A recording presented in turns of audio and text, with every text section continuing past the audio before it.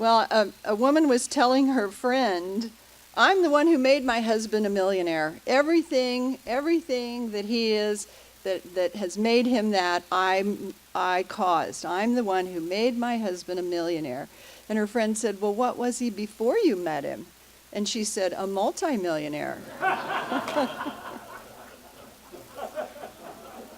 Hey, fellas, what do you think?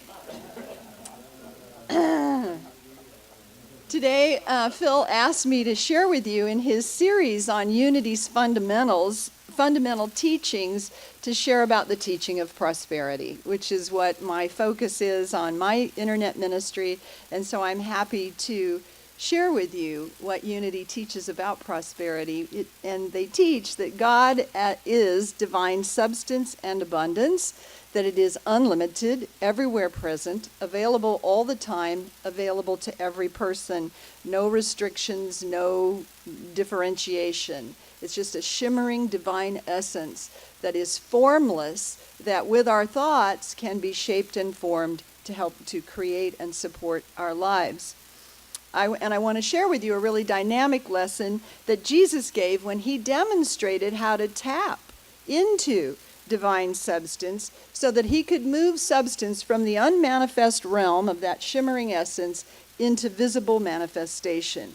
Who here would like to learn how to tap that invisible divine substance and move it into manifest form in some way, an increase in your life, whether that's increased health, increased prosperity financially, increased clarity about a decision, just some way that you move that invisible divine substance into the physical realm. So when I was preparing my notes, I thought, is there something in your life that you'd like to see increased? You know, maybe it is that you want to see increased health in your body. Maybe you're helping support your grandchild's college tuition fund, and you'd like to see that fund fully funded for your grandchildren. Maybe you're a business owner, and you want to see increased profits for your business. Maybe you're a coach of some kind, and you want to increase your clients. Maybe you're in real estate, insurance sales, some kind of sales, and you want to increase your customer base. It works for anything. Maybe you do personal services like massage or music lessons or counseling, and you want to serve more people. Wouldn't it be interesting and helpful to learn the spiritual principle of increase that Jesus and really all of the spiritual masters have used through the ages, right? You want to learn that. So the story I'm using today comes from the Gospel of Mark, chapter 6, verse 34, and it is the miracle story of multiplying the loaves and the fishes, because it is a clear demonstration of increase in physical manifestation. And Jesus demonstrates in this miracle very specifically the elements of consciousness that move divine substance from the invisible realm into the invisible manifestation. Everything Jesus did, not just his words, but his actions, he was giving us an opportunity to observe the things that I do, you can do also, so that we could watch and observe and not just hear his verbal teachings, but see the demonstration of spiritual law. And so you'll recall the story. He was preaching all day in a desert place, or a deserted place, right? And it got late, and the disciples came to him. They suggested that he send the people away to buy some food, to get dinner, buy some food for themselves, like, you know, go to the drive-thru or order Chinese takeout. They suggested that the crowd be sent to a place where food was seen as already available, already manifested. And had Jesus believed, as the disciples believed, that food is found in some places and not in others, he would have dismissed the crowd. But he did not. He did not. And when he asked the disciples, how much food do we have?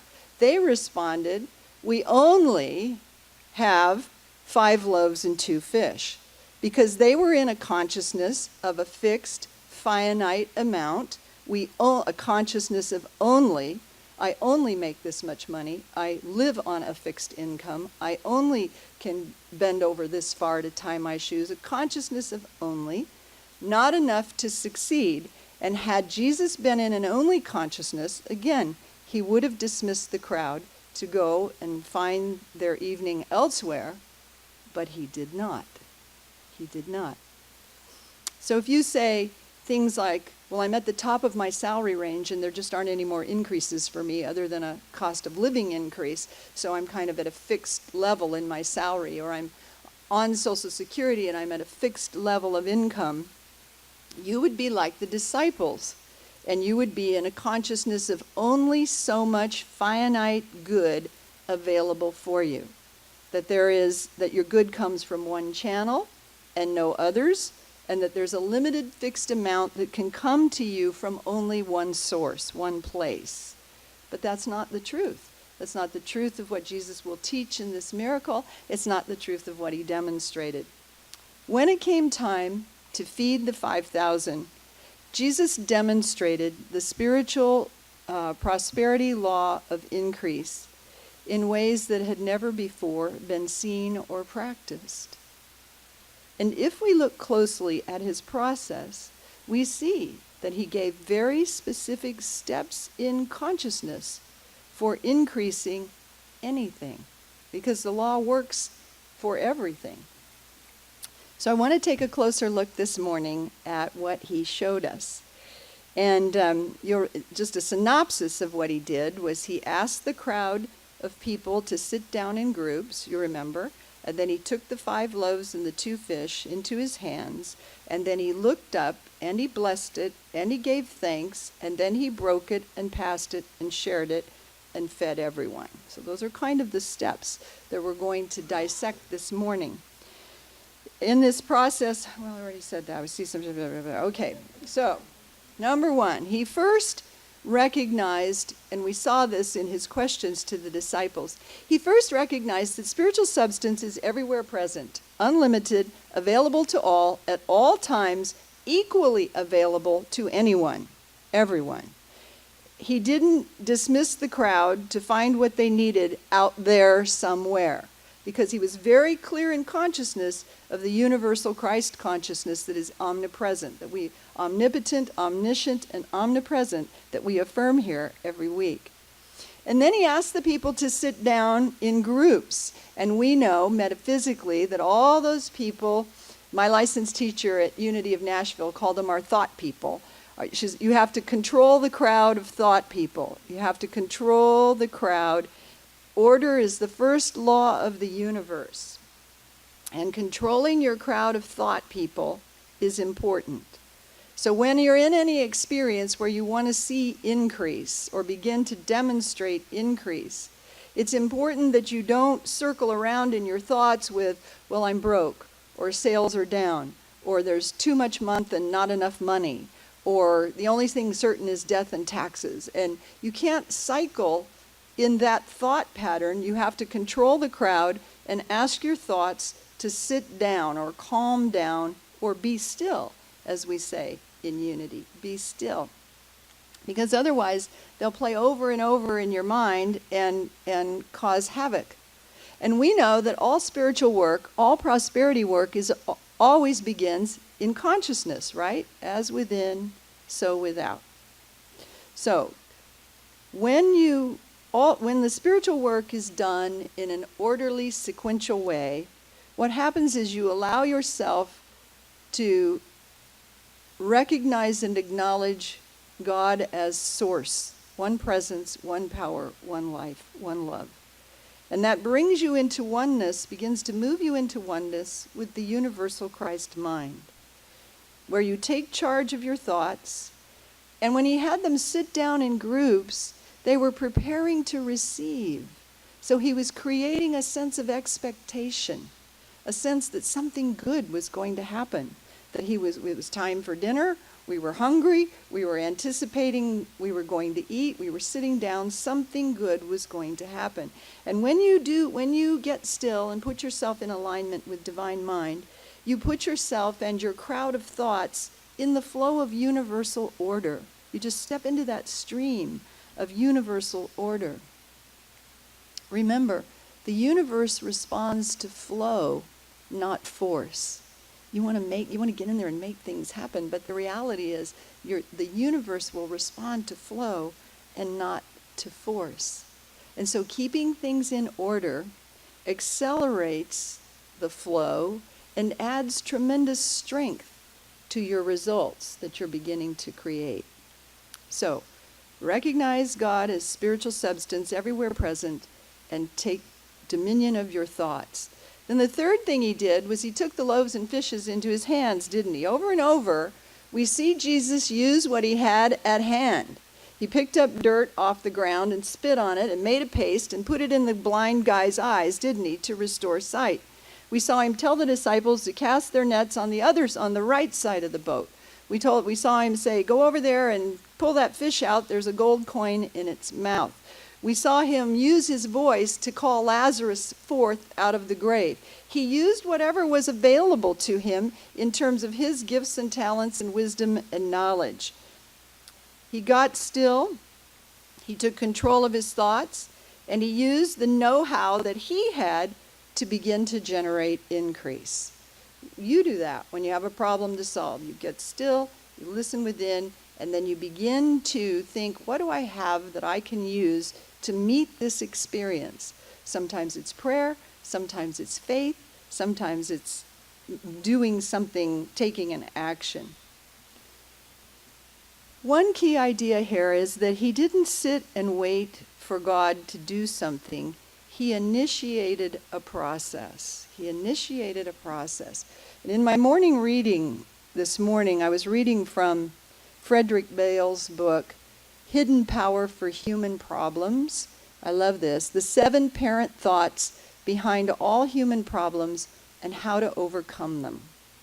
And he gives us a really good explanation of taking action and the law of increase. He says, universal principle can be applied to any situation, right? So as you're sitting there, you're thinking about your situation, the thing that you want to solve in your life.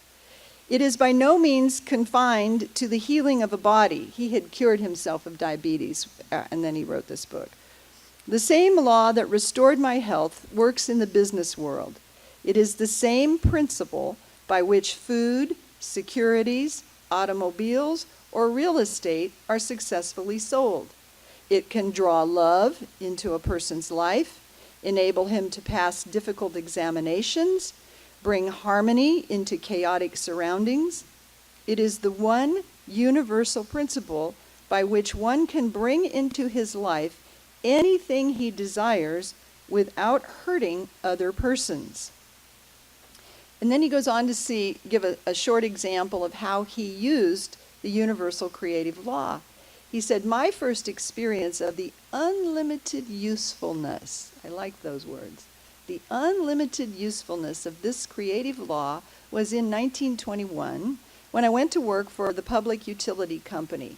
5 experienced company employees and I were given the task of selling $500,000 worth of preferred stock to the customers of the company. I was totally inexperienced, but my use of this principle enabled me to far outsell the other 5. Later, I used the same principle in selling millions of dollars worth of high-grade bonds in Illinois and Wisconsin against stiff competition.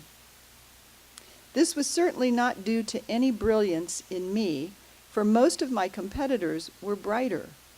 The law, which I call the creative law of increase, will prove itself in any human activity in which we use it and trust it. See, Jesus was using the law when he sat down and took hold of the 5 loaves and fish to use what he had at hand. Then he goes on to say some very important interpretation here. He said, a simple statement of creative increase would be that man lives in a surrounding river of mind, divine mind. Man lives in a surrounding river of mind into which his thoughts fall, and which ceaselessly turns all these thoughts into form. The river seems to obey man because its nature is to translate his thoughts into experience. Did you catch that? The nature of divine mind is to translate your thoughts into experience. Its power is limitless. Its knowledge of ways and means is infinite. Its willingness to produce is without the slightest reservation. It is the working side of the eternal God. So your creative law of increase, multiplication, is the working side of spirit, really. Now, if all of man's thoughts are turned into experiences, into events in his life, it follows that if he wants perfect experience, he must think perfect thoughts. We know this in unity. But Mr. Bales says we might despair at this point. But here's the key and the promise of a life fulfilled beyond anyone's imaginings. We don't have to grub up perfect thoughts from our pathetically imperfect minds and imaginations. The infinite Creator is already thinking the thoughts that will bring us what we want.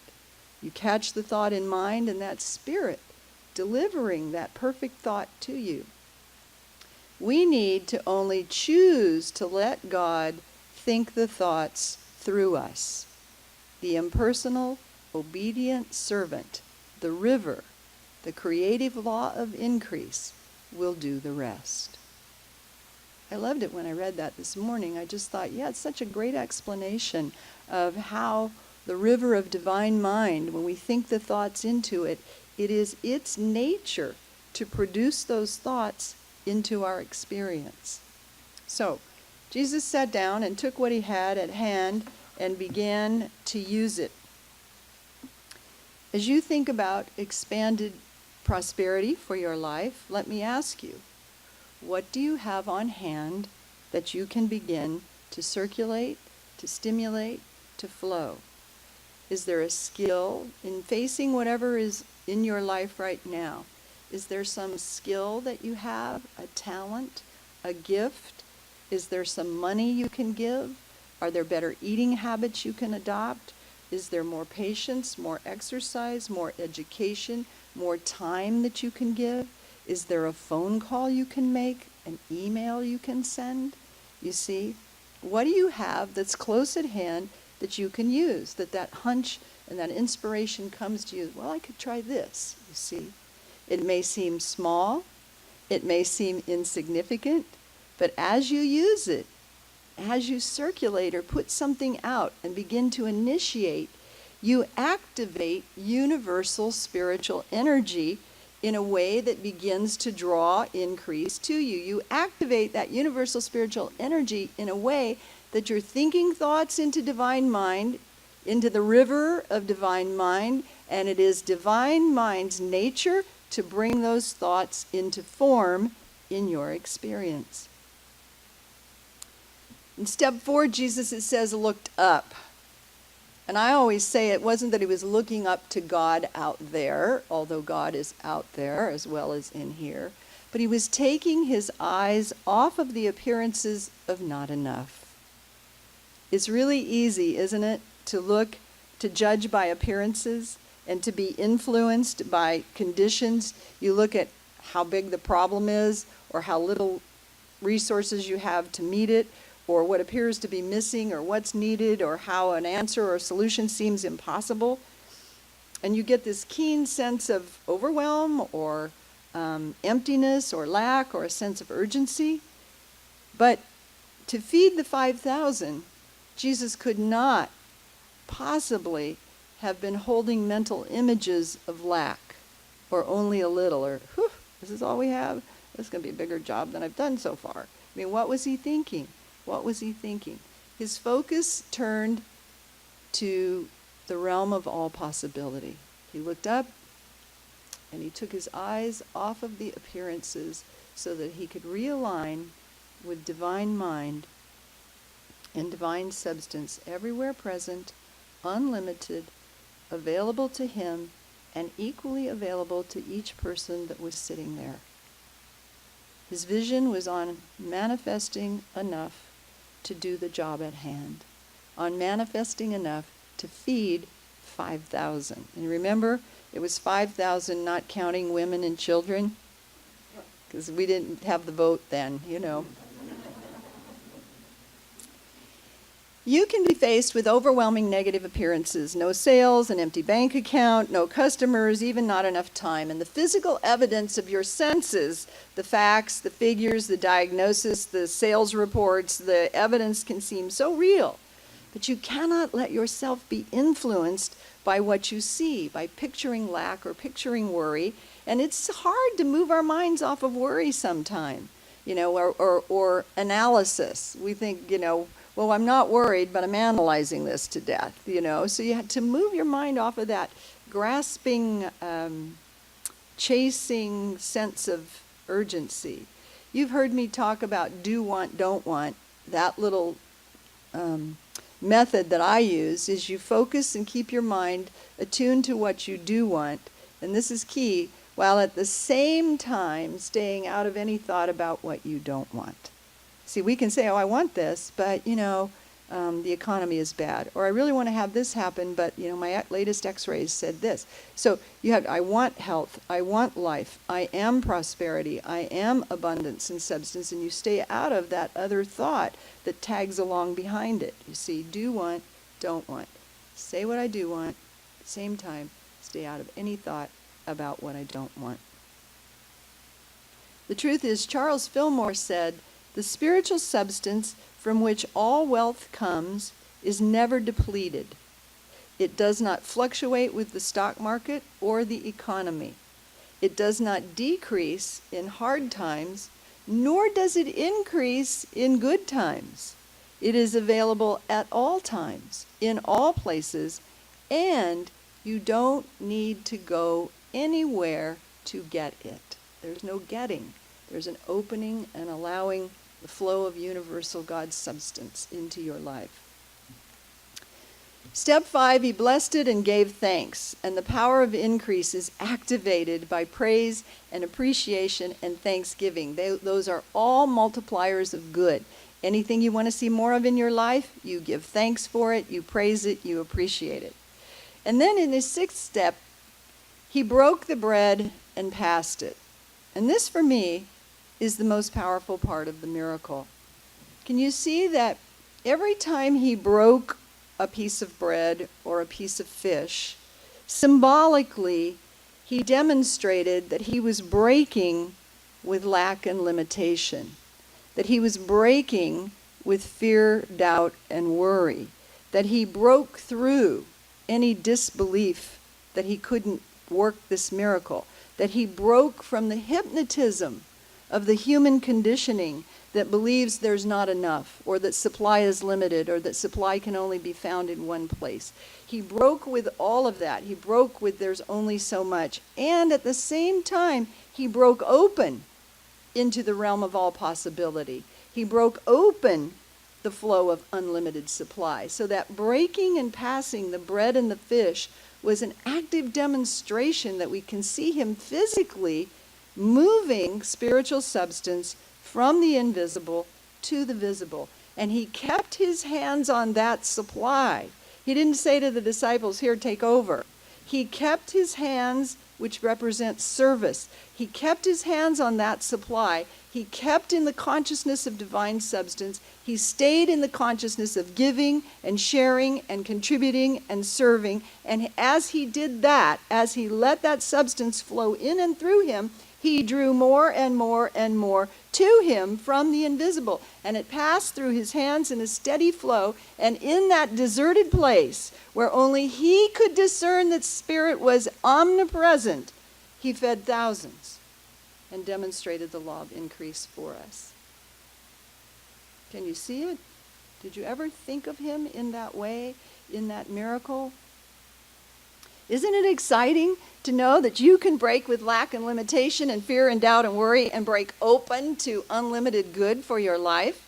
And that it happens in that river of divine mind where you think thoughts of perfection into it and it forms for you the perfection for your life? Can you see how by following these steps you develop the capability to demonstrate increase anytime, anywhere, beyond anything you thought possible? Can I get a yes? Can I see? This is the interactive part of the service. Yes, give me an amen.